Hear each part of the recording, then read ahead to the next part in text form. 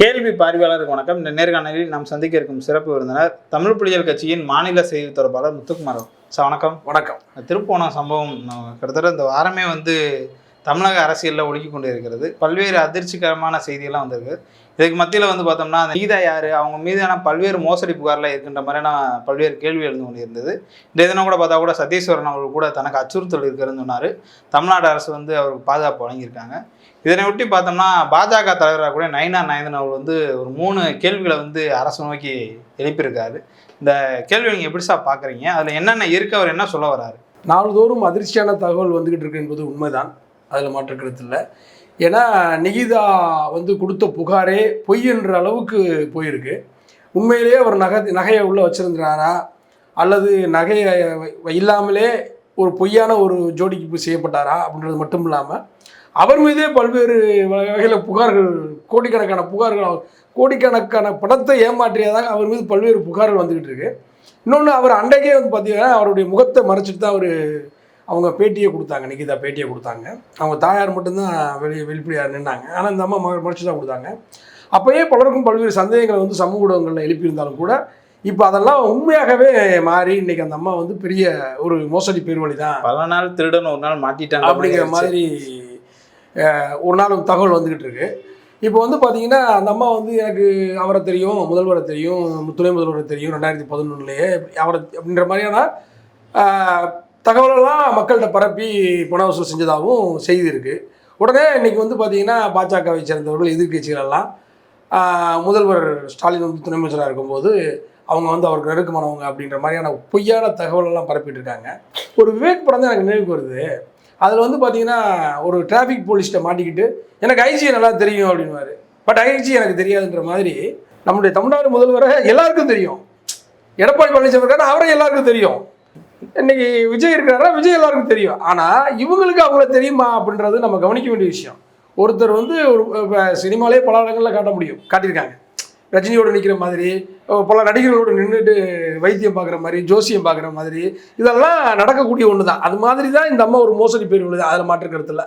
ஆனால் இந்த அம்மாவையும் திமுக அரசுக்கு எதிராக ஒரு நரேட்டிவ், ஒரு மோசமான ஒரு நிலையை உருவாக்கக்கூடிய ஒரு வேலையை செய்யக்கூடியவர்கள் தான் பாஜக. நம்ம முழுசாக என்ன பார்க்குறோம்னா, முழுக்க இதனுடைய பின்னணியில் பாஜக இருக்குன்னு பார்க்குறோம். திருப்பரங்குன்றத்தை வைத்து கலவரம் செய்ய நினைத்தவர்கள் அது முடியாமல் போனதுனால் திருப்பூரத்தை வைத்து கலவரம் செய்ய நினைக்கிறார்களா அப்படிங்கிற பார்வையில் நம்ம பார்க்குறோம். ஏன்னா பெரும்பாலும் மோசடி பேர்வழிகள் பாஜகவோட நபர்களாக தான் இருக்காங்க. இந்த அம்மா பார்த்தீங்கன்னா, இந்த அம்மா முழுக்க பார்த்தீங்கன்னா ஒரு பொய்யான நபர் தான். ஆக இந்த அம்மா பார்த்தீங்கன்னா முழுக்க மோசடி பேர்வழி என்பதில் எந்த விதமான மாற்று கருத்தில் தொடர்ச்சியாக புகார் வந்துக்கிட்டு இருக்கு. ஆனால் இதன் மூலம் திமுகக்கு எதிராக ஒரு நரேஷன் உருவாக்க முடியுமா அப்படின்னு தான் இவங்கெல்லாம் பார்க்குறாங்க. நம்ம என்ன கேட்குறோம்னா, ஒரு நேர்மையாக, இன்னும் சொல்லப்போனால் நயினார் நாகேந்திரனுக்கு உங்கள் ஊடகத்து மூலம் சொல்கிறேன், முதல்வர் மிக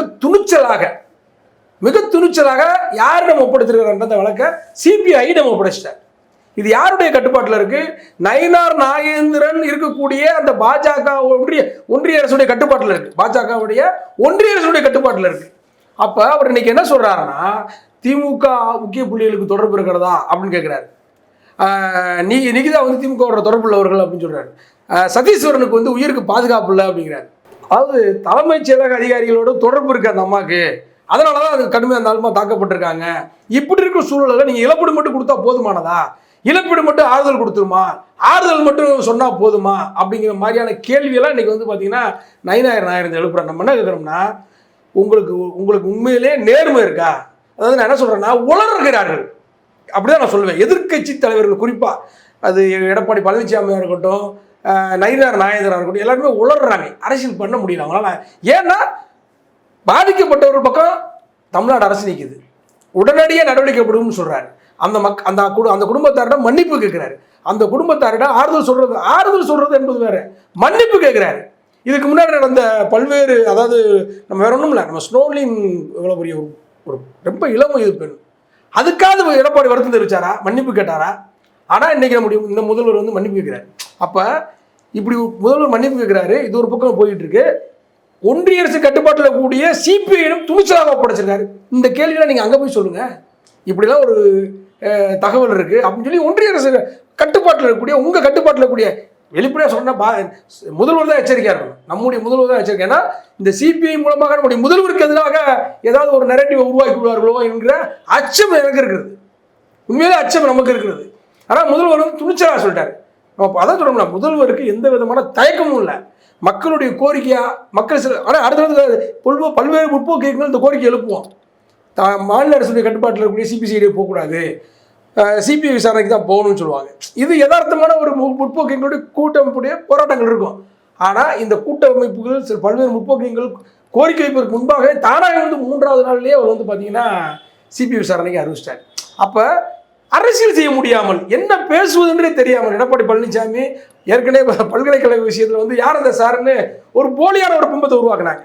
யார் அந்த சார் அப்படின்னாங்க. சரி, அந்த சார் யாருன்னு தெரிஞ்சால் போய் சிறப்பு குழுக்கிட்ட சொல்லுங்கள். இப்போ நீங்கள் கேட்குற இந்த 3 கேள்வியும் போய் அங்கே போய் கேளுங்க, அங்கே போய் சொல்லுங்கள். அதான் தெளிவாக அவர் சிபிஐடி ஒப்படைச்சிட்டாரு. தன்னுடைய கட்டுப்பாட்டில் இருக்கக்கூடிய போலீஸ்கிட்ட சிஐடி ஒப்படைக்கலையே, சிபிஐடி ஒப்படைச்சிட்டாரு. துணிச்சலை நீங்கள் பாராட்டணும். நம்முடைய முதல்வருடைய துணிச்சலை நீங்கள் பாராட்டணும். அப்போ அரசியல் செய்ய தெரியாமல் ஏதோ உளறுகிறார்கள். எப்படியாவது திமுகவுக்கு எதிராக ஒரு நரேஷனை உருவாக்க முடியுமான்னு பார்க்குறாங்க. நம்ம என்ன சொல்ல வரோம்னா 25 ஆண்டுகளுக்கு மேலே திரிபுராவில் ஆட்சி செஞ்ச கம்யூனிஸ்டுகளை வீழ்த்தியவர்கள் இவர்கள். அதற்காக அங்கே என்னென்ன வதந்திகள், பொய்கள், அவதூறுகளை கம்யூனிஸ்டுகளுக்கு எதிராக பரப்பினார்கள் என்பதற்கெல்லாம் பல்வேறு ஆதாரங்கள் இருக்கு. நிகிதா பாஜகவை சேர்ந்தவரா, பாஜக பின்னணி உள்ளவரா, நயினார் நாகேந்திரனால் தூண்டப்பட்டவரா, அண்ணாமலையால் தூண்டப்பட்டவரா, தமிழிசையால் தூண்டப்பட்டவரா என்கிற பல்வேறு கோணங்களில் விசாரிக்கப்படணும். நான் என்ன சொல்றேன், நம்முடைய முதல்வர் அவர்கள் ஓய்வு பெற்ற நீதிபதியின் மூலமாக சிபிஐ விசாரணை ஒரு பக்கம் இருக்கட்டும், ஒரு ஓய்வு பெற்ற நீதிபதியின் மூலமாக உண்மையிலே நிகிதா யாரால் அனுப்பப்பட்டார், அல்லது திருப்புவனத்தில் கூடிய காவலர்கள் தமிழ்நாடு அரசுக்கு எதிராக செயல்பட வேண்டும் என்ற திட்டமிட்டு இப்படி ஒரு சம்பவத்தை ஜெயராஜ் பெனிக்ஸ் அப்படி நடந்தது போல் இப்படி ஒரு சம்பவத்தை உருவாக்கி வருகிற 2026 தேர்தலில் திமுக அரசுக்கு எதிராக ஒரு நிலையை கட்டமைக்க முயற்சிக்கிறார்களா? யாருடைய தூண்டுதல் இவர்கள் செய்தார்கள்? அண்ணாமலையா, நயினார் நாகேந்திரனா, அல்லது தமிழிசையா, அல்லது RN ரவியா? இப்படிதான் பல்வேறு கோணங்கள் நம்முடைய முதல்வர் அவர்களும் இது ஒரு புறம் விசாரிக்க வேண்டும்.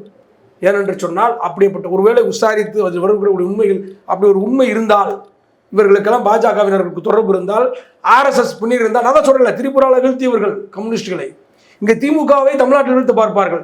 எனவே இவர்கள் அதான் தொடர்பு திருப்பரங்குன்றத்தில் செய்ய முடியாததை திருப்புவனத்தில் செய்வதற்கு ஒரு முயல்வார்கள். நிச்சயமாக இது நடக்க வாய்ப்பு இருக்கிறது. எனவே முதல்வர் அவர்கள் தான் மிகுந்த எச்சரிக்கையோடு ஒரு ஓய்வு பெற்ற நீதிபதியின் மூலமாக இதை மீண்டும் மிக தீவிரமாக அவர் நம்முடைய முதல்வர் நேர்மையாக தான் அறிவிச்சிருக்காரு. ஆனால் இதில் நீங்கள் கூடுதல் கவனம் செலுத்தணும். தமிழ்நாடு அரசுக்கு எதிராக ஒரு நரேஷனை உருவாக்க பார்ப்பாங்க பாஜக. அண்ணா பல்கலைக்கழக விவகாரங்களில் கூட அண்ணாமலை வந்து அமைச்சருக்கெல்லாம் நேரடி தொடர்பு இருக்கு. சுப்பிரமணியம் ஆனால் அந்த மாதிரி ஒரு வதந்தி நயினார் பரப்புறாரா? அதாவது முழுக்க அதான் சொல்ல முடியலாமா, இவங்களுக்கு அரசியல் பண்ணக்கூடிய ஒரு வாய்ப்பை முதல்வர் தரல. நேரடியாக அந்த குடும்பத்தார்ட்ட பேசுறாரு, பொறுப்பு எடுத்துக்கிறாரு, மன்னிப்பு, ஒரு பொறுப்பான அறிக்கை கொடுக்குறாரு. பொறுப்பான அறிக்கை அதான் ரொம்ப முக்கியம். ஒரு பொறுப்பான அறிக்கை. அதாவது எப்போயுமே காவல்துறை என்பது, அரசு என்பது, அது மாநில அரசு எந்த அரசாக இருந்தாலும் சரி, காவல்துறையுடைய அயோக்கியத்தனங்களுக்கு நியாயம் கற்பிக்கும். இதுதான் நம்ம தொடர்ச்சியாக நம்ம பார்த்துக்கிட்டு இருக்கிறது. எந்த ஒரு அரசாக இருந்தாலும், அது யாராக இருந்தாலும் சரி, முழுக்க வந்து பார்த்தீங்கன்னா அந்த காவல்துறையுடைய செயல்பாடுகளை ஆதரிப்பார்கள், நியாயப்படுத்துவார்கள். ஆனால் நம்முடைய முதல்வர் என்ன செய்யறாருன்னா நியாயப்படுத்தலை. யார் செய்தாலும் தப்பு, இதற்கு பின்னணியில் யார் இருந்தாலும் அவர் மீது நடவடிக்கை எடுக்கணும், தைரியமாக இருக்க நாங்கள் நடவடிக்கை எடுப்போம் அப்படின்னு சொல்றாரு. ஆனால் அங்கே இருக்கிற நீதிபதிகள் அரசு ஏதோ தவறான பாதையில் கொண்டு போகிற மாதிரி ஒரு நரேஷனை உருவாக்குறாங்க. பாஜக, அதிமுக போன்ற நபர்கள் ஒரு பக்கம் ஒரு நரேஷனை உருவாக்குறாங்க. அப்போ இதெல்லாம் ஒரு போலியான அவதூறுகள், வதந்திகள். நான் என்ன சொல்ல வரேன்னா, எச் ராஜாவுடைய வாய்க்கு தான் நம்ம ஜீனி எள்ளி போடணும். ஏன்னா எச் ராஜா போன்றவர்கள் சொன்னாங்க ஸ்டாலின் இஸ் டேஞ்சரஸ் மோர் தென் கருணாநிதி அப்படின்னாங்க.